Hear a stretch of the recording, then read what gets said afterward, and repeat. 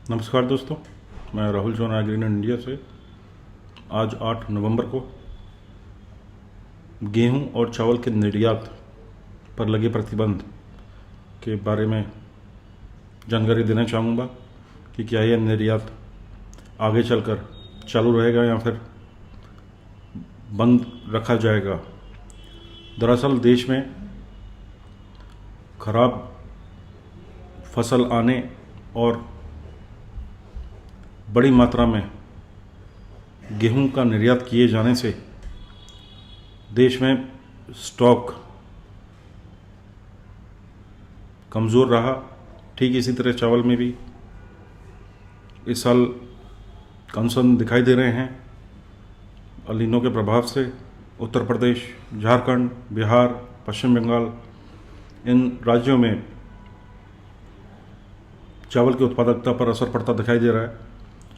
और देश के अधिकतर राज्यों में अगस्त में जो बारिश नहीं हुई है उसके कारण उत्पादकता पर भी असर पड़ सकता है। केंद्र सरकार ने फिलहाल गैर बासमती चावल, सफ़ेद चावल और गेहूं इसके उत्पादों पर प्रतिबंध लगाया हुआ है और हमें लगता है कि आगे चलकर यह प्रतिबंध जारी रह सकता है। और स्टॉक की स्थिति को देखकर भविष्य में इस पर और निर्णय लिया जा सकता है और समय पर आने पर इसके प्रतिबंध का, इस पर लगे प्रतिबंध के ऊपर निर्णय लिया जा सकता है कि इसको आगे बढ़ाएं या ना बढ़ाएं। जानकारी के लिए बता दें कि मई 2022 में या मई 2022 से पहले भारत से रिकॉर्ड मात्रा में गेहूं का निर्यात किया जा रहा था, जिसकी वजह से केंद्रीय पूल में शॉर्टेज बनती रही और पिछले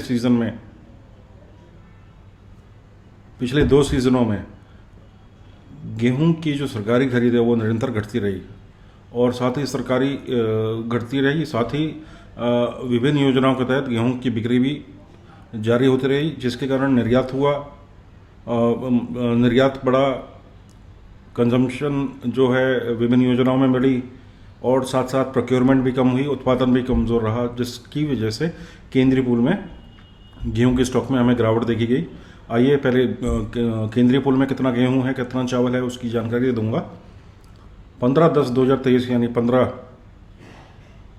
अक्टूबर 2023 को केंद्रीय पूल में चावल का स्टॉक 208.83 लाख टन था, जो 1 अक्टूबर को 221.87 लाख टन रहा था।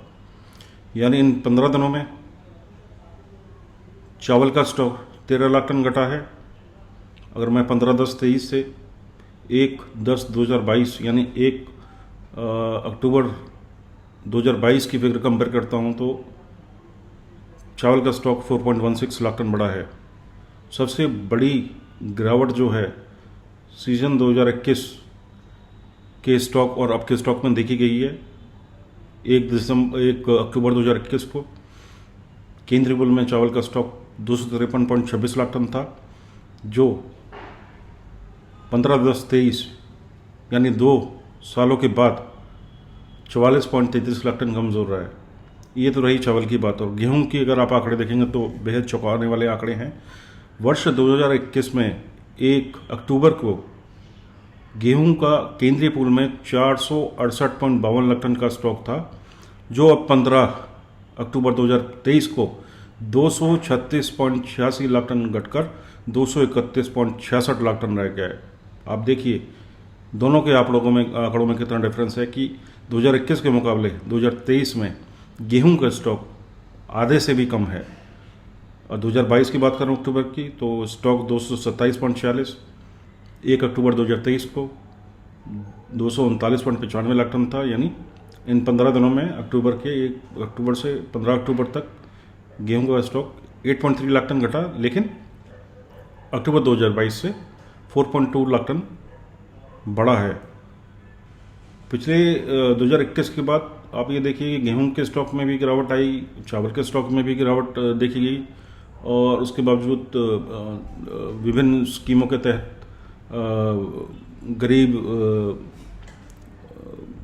गरीब योजनाओं, प्रधानमंत्री की योजनाओं के द्वारा और राज्य सरकारों की जो योजनाएं थी उसके तहत कार्ड धारकों को गेहूं की निरंतर सप्लाई की गई, जो एक बहुत अच्छा कदम है। और परंतु उसके बाद जैसे जैसे स्टॉक घटा, निर्यात चालू रहा, तो विवश होना पड़ा कि इसके निर्यात पर प्रतिबंध लगाना ज़रूरी है। तो मई 2022 में गेहूं के निर्यात पे और जो जुलाई 2023 में कच्चे चावल के निर्यात पर पूर्ण तरह प्रतिबंध लगाया गया, परंतु उसके सरकारी स्तर पर इसका निर्यात में अभी कोई रोक टोक नहीं है। जिस देश को ज़रूरतमंद देशों को भारत सरकार आग्रह पर कच्चे चावल की आपूर्ति तथा गेहूं भी भेज रही है, जैसे नेपाल है, भूटान है।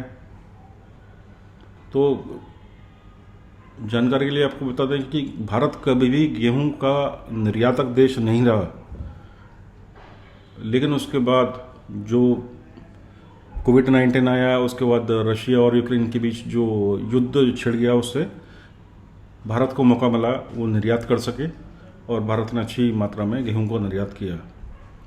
चावल मामले में भारत जो है सबसे बड़ा निर्यातक देश है विश्व का, परंतु ऐसी परिस्थितियां बनती चली गई कि चावल के निर्यात पर अंततः प्रतिबंध हमें लगाना पड़ा और चावल के निर्यात नियमों में बार बार बदलाव किए गए। बासमती चावल का निर्यात पर मिनिमम एक्सपोर्ट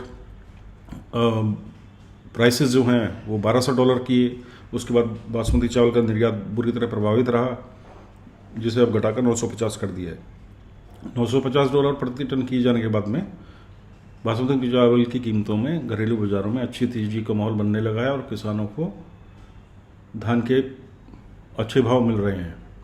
चारों सीजन में राष्ट्रीय स्तर पर धान का उत्पादन क्षेत्रफल 6 से 7 लाख हेक्टेयर ज़्यादा बताया गया है, मतलब ज़्यादा हुआ है सरकारी आंकड़ों के अनुसार। लेकिन मानसून और मौसम की अगर हम हालात देखते हैं तो फसल के लिए मौसम कई क्षेत्रों में अनुकूल नहीं रहा, और जिसके फलस्वरूप हमें दिखता है कि आगामी दिनों में चावल के उत्पादन में गिरावट आ सकती है। तो इन सभी कारणों को अगर आप देखें तो हमें लगता है नहीं कि सरकार जो है चावल के निर्यात नियमों में इतनी जल्दी बदलाव करेगी और गेहूं के निर्यात नियमों में कोई बदलाव करने की गुंजाइश है, क्योंकि नेशन फर्स्ट वाली पॉलिसी है जो एक बहुत अच्छी जिसको एक अच्छी पहल मान सकते हैं। क्योंकि कोविड के दौरान या युद्ध के दौरान हमने देखा कि जिस देश के पास पर्याप्त मात्रा में अन्न का स्टॉक उपलब्ध है वही सबसे बड़ा ताकतवर देश है। कई ऐसे देश थे जो आयात पर निर्भर रहते थे और उन्हें बहुत ऊंचे ऊंचे भावों पर गेहूं, चावल, अन्य कमोडिटीज़ का आयात करना पड़ा और लास्ट में आकर उनकी इकोनॉमी बुरी तरह प्रभावित हुई। तो आइए वापस आते हैं टॉपिक पे कि गेहूं या इसके उत्पाद या फिर चावल के निर्यात खुलेगा या नहीं। हमारा मानना है कि मौजूदा स्टॉक स्थिति को देखें तो चावल और गेहूं का निर्यात नहीं खोला जाएगा जब तक देश में पर्याप्त मात्रा में केंद्रीय पूल में दोनों अनाजों का स्टॉक न हो।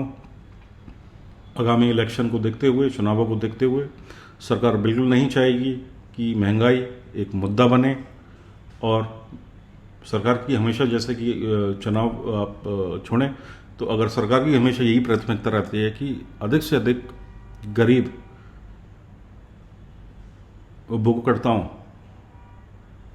विभिन्न राशन कार्ड धारकों, अंत्योदय अन्न स्कीम और भी कई स्कीम्स हैं, उसके तहत अनाजों की सप्लाई मिलती रहे और भारत में अन्न के बिना, अन्न की कमी से